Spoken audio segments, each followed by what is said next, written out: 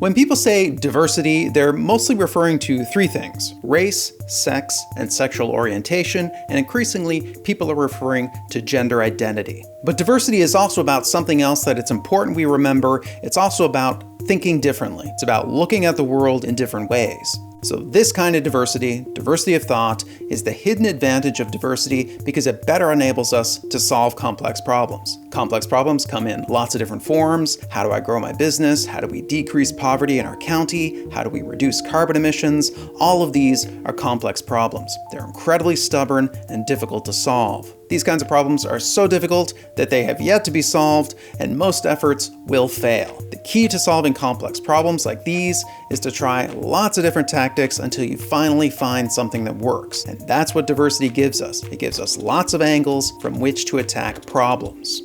So how do we think more diversely? By incorporating different paradigms.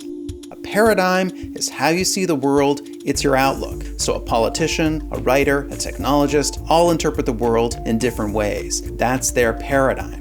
People with different paradigms use different tools, different problem-solving methods. So a politician thinks in terms of policies and public support, a writer thinks in stories, a technologist thinks in hardware and software, so they use these sorts of tools to solve their problems.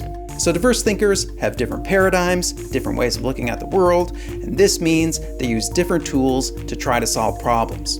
But diverse thinkers and diverse groups have more advantages because they can also cooperate and compete with each other. So for instance, if business A doesn't have one kind of tool, it can tap into another business who does. They can cooperate. And business A also has to compete with businesses B, C, D, and so on. And the winner of this contest will likely be cheaper, faster, and/or better.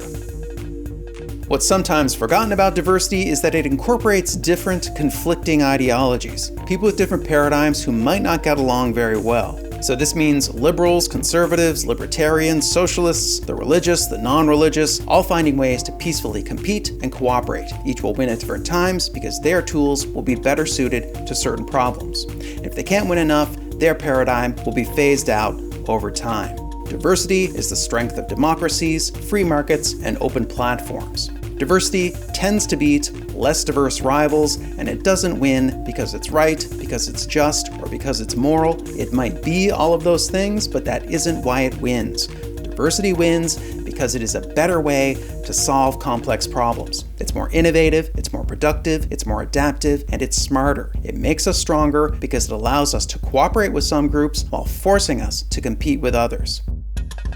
So when you're trying to solve difficult, complex problems, beware of groupthink and echo chambers. Consider how you can become more diverse, how you can incorporate different paradigms and different tools. I hope you enjoyed this video. If you did, please hit the like button, the bell button, the subscription button, just all of the buttons. Really hit any button that's there. This video was inspired by and based on the work of Scott E. Page. Anything that's wrong with it is more likely my fault than his. To explore this idea further, you can read Scott's book, The Difference, or watch his fantastic lecture series, The Hidden Factor.